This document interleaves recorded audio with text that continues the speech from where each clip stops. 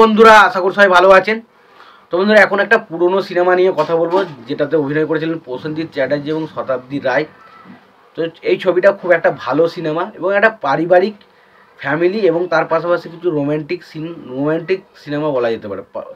একটা পারিবারিক love story cinema, যেটার নাম হচ্ছে আলিঙ্গন, যেটা রিলিজ করেছিল 1990 সালে। এবং সেই সময় 1990 সালের একজন দক্ষ পরিচালক ছিল যে তপন সাহা। তপন সাহা কিন্তু সেই সময় একজন খুব ভালো পরিচালক ছিলেন এবং সেই সময় তিনি ফ্যামিলি ড্রামার পাশাপাশি একটা মানে পারিবারিক লাভ স্টোরি এটা খুব দারুণভাবে তিনি বানাতে পারতেন।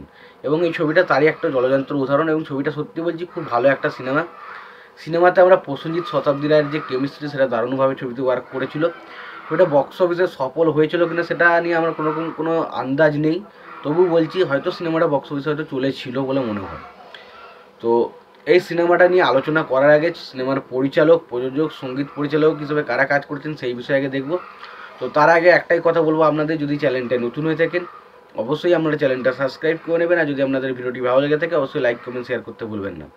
তো আলিঙ্গন 1990 সালের সিনেমা। ছবির পরিচালক হিসেবে কাজ করেছিলেন তপন সাহা, ছবিটার প্রযোজক হিসেবে কাজ করেছিলেন তপন সাহা, ছবিটার গল্প লিখেছিলেন তপন সাহা, ছবিটার সঙ্গীত পরিচালক হিসেবে কাজ করেছেন মনোরঞ্জন, এবং ছবিতে অভিনয়ের যদি কথা হয়, ছবিতে অভিনয় করেছিলেন প্রসেনজিৎ চ্যাটার্জি, শতাব্দী রায়, সুমিত্রা, শকুন্তলা বড়ুয়া, উষা শর্মা, দিলীপ রায়, বিপ্লব চ্যাটার্জি, শুভেন্দু চ্যাটার্জি এবং মাস্টার সঞ্জু।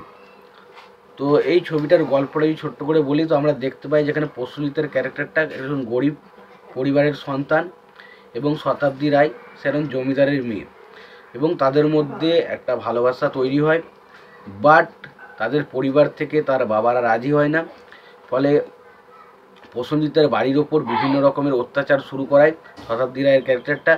এবং শেষ পর্যন্ত প্রসেনজিৎ শতাব্দী রায়ের ক্যারেক্টারটাকে পায় কিনা এবং এই সমস্ত মানে যে তাদের পরিবারের যে অত্যাচার সেটাকে তার সমস্যার সমাধান কীভাবে প্রসেনজিতের ক্যারেক্টারটা করছে সেটা নিয়েই ছবি। এটার নাম হচ্ছে আলিঙ্গন। এবং এই ছবির মধ্যে যে পরিবারের যে পারিবারিক যে মানে ফ্যামিলি অ্যাঙ্গেলগুলো রাখা হয়েছে সেগুলো খুবই ভালো।